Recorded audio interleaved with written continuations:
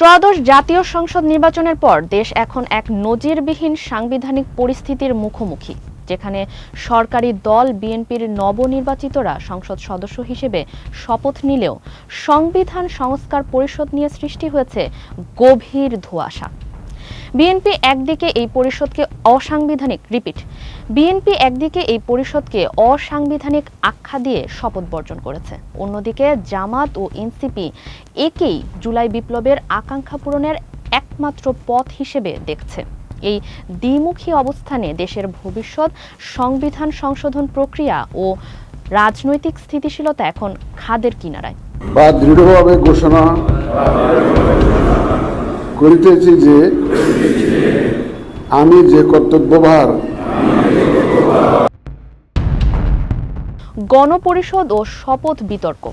একটি সাংবিধানিক বিশ্লেষণ। ত্রয়োদশ জাতীয় সংসদ নির্বাচন পরবর্তী রাজনৈতিক প্রেক্ষাপটে সংবিধান সংস্কার পরিষদ বা গণপরিষদ একটি জটিল আইনি ও রাজনৈতিক বিতর্কের কেন্দ্রবিন্দুতে পরিণত হয়েছে।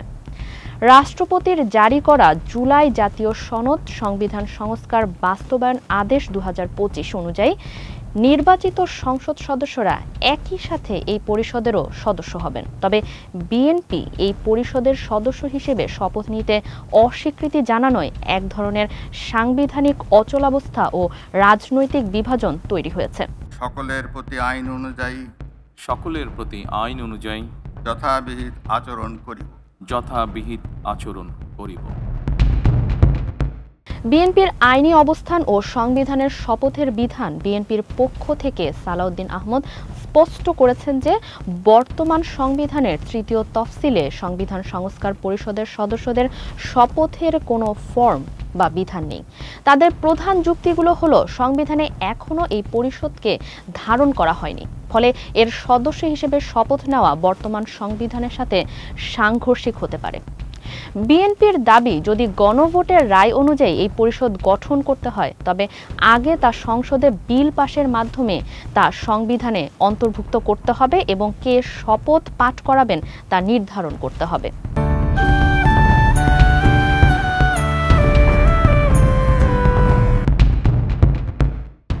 সংবিধান বিশেষজ্ঞরা যা বলছেন, অধ্যাদেশের সীমাবদ্ধতার কথা বলছেন বিশেষজ্ঞরাও। সংবিধান বিশেষজ্ঞ মঞ্জিল মোরশেদ জানান, সংবিধানে বর্তমানে গণভোটের কোনো বিধান নেই।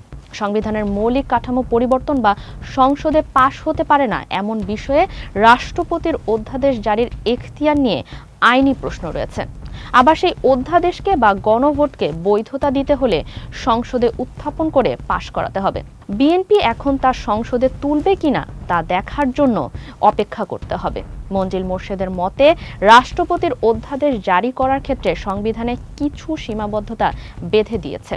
সংবিধানে যা নেই, অর্থাৎ সংসদ যে বিষয়ে আইন করতে পারে না বা সংবিধানের কোনো বিধান পরিবর্তন হয়ে যায়, সেসব বিষয়ে রাষ্ট্রপতি অধ্যাদেশ জারি করতে পারেন না। বিবিসি বাংলাকে এই বিশেষজ্ঞ বলেন, বিএনপি চাইলে সংসদে বিল উত্থাপনের মাধ্যমে সংবিধানের প্রয়োজনীয় পরিবর্তন তারা করতে পারবে এবং এটিই হবে সাংবিধানিক পন্থা। আমি যে কর্তব্যভার গ্রহণ করিতে যাইতেছি তাহা আইন অনুযায়ী ও বিশ্বস্ততার সহিত পালন করিব। জামাত এনসিপির ভূমিকা ও কোরাম জটিলতা। এদিকে বিএনপি শপথ না নিলেও জামাত ও এনসিপির ৭৭ জন সদস্য সংসদ সদস্য পদের পাশাপাশি সংবিধান সংস্কার পরিষদের সদস্য হিসেবেও শপথ নিয়েছেন। জুলাই আদেশের নিয়ম অনুযায়ী পরিষদের কার্যক্রম শুরুর জন্য ৬০ জন সদস্যের কোরাম প্রয়োজন। যেহেতু জামাত এনসিপির সদস্য সংখ্যা কোরামের চেয়ে বেশি, তাত্ত্বিকভাবে তারা চাইলে এককভাবে নতুন সংবিধানের প্রস্তাব তৈরি বা সংস্কারের সিদ্ধান্ত নিতে পারে। এনসিপি ও জামায়াতের মতে এই পরিষদ বর্জন করা মানে জুলাই সনদ ও গণভোটের জনরায়ের সাথে প্রতারণা করা।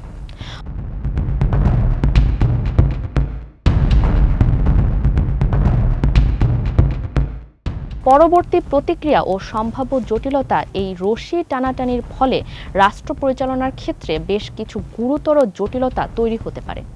বিষয় সম্ভাব্য প্রভাব ও জটিলতার মধ্যেই রাজনৈতিক অস্থিতিশীলতা শুরু হয়ে গেছে। ঐতিহ্যগত রীতি এবং সংসদের অংশীদার হিসেবে এনসিপি ইতোমধ্যে বিএনপির সরকারের মন্ত্রিসভার শপথ অনুষ্ঠান বর্জন করেছে। বিএনপির এই অবস্থানকে তারা বিপ্লবের সাথে গাদ্দারি হিসেবে দেখছে, যা রাজপথে সংঘাতের জন্ম দিতে পারে। অন্যদিকে আইনি বৈধতা নিয়ে হাইকোর্টে গণভোটের ফলাফল স্থগিত চেয়ে রিট করা হয়েছে। আদালতের রায় যদি জুলাই আদেশের বিপক্ষে যায়, তবে পরিষদের পুরো কার্যক্রম অবৈধ হয়ে পড়বে। বিএনপি চাইছে সংসদীয় পদ্ধতিতে বিল উত্থাপনের মাধ্যমে সংস্কার করতে, অন্যদিকে জামাত চাইছে পরিষদের মাধ্যমে। এই দুই সমান্তরাল শক্তির দ্বন্দ্বে রাষ্ট্র সংস্কার থমকে যেতে পারে বলে আশঙ্কা সংশ্লিষ্টদের।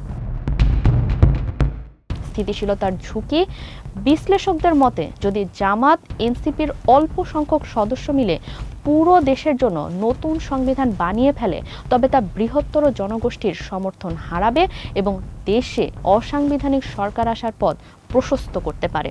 সংবিধান বিশেষজ্ঞ শাহদিন মালিকের মতে, দেশের মানুষ এখন স্থিতিশীলতা চায়। জুলাই অধ্যাদেশ আদেশ অনুযায়ী গণভোটের মাধ্যমে সংবিধান সংস্কারের বিষয়টি চূড়ান্ত এবং এটি যদি বাস্তবায়নযোগ্য হয়ে থাকে, তবে নতুন করে সংবিধান সংস্কার পরিষদ বা গণপরিষদ গঠনেরও তেমন প্রয়োজনীয়তা নেই। আবার গণপরিষদের শপথ নেওয়া ৭৭ জন সদস্য চাইলে ওই আদেশের বলে জুলাই সনদ বাস্তবায়নের পথে হাঁটতে পারেন। জুলাই অধ্যাদেশ অনুযায়ী কোরাম পূর্ণ হওয়ায় তাদের সেই আইনি অধিকার রয়েছে, কিন্তু এতে করে দেশের প্রধান রাজনৈতিক শক্তিগুলোকে বাদ দিয়ে যদি একতরফাভাবে কিছু চাপিয়ে দেওয়ার চেষ্টা করা হয়, তাতে আবার সংঘাতময় পরিস্থিতির সৃষ্টি হবে। ফলে এখানেও রাজনৈতিক সংকটের আশঙ্কা কিন্তু থেকেই যায়।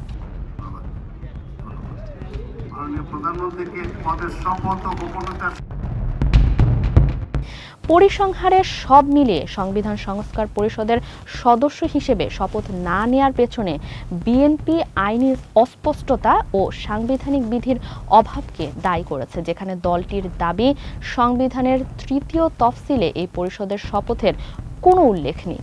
বিপরীতে জামাত ও এনসিপির ৭৭ জন সদস্য শপথ নিয়ে কোরাম পূর্ণ করায় তারা চাইলে এককভাবে সংবিধান পরিবর্তনের প্রস্তাব আনার আইনি সুযোগ পাচ্ছেন, যা দেশে এক ভয়াবহ রাজনৈতিক অস্থিরতার বীজ বপন করতে পারে বলেই আশঙ্কা সংশ্লিষ্টদের। কিন্তু বিপরীতে জুলাই আদেশের অস্পষ্টতা এবং প্রধান রাজনৈতিক দলগুলোর অনমনীয় অবস্থান দেশকে এক দীর্ঘমেয়াদী আইনি লড়াইয়ের দিকে ঠেলে দিচ্ছে।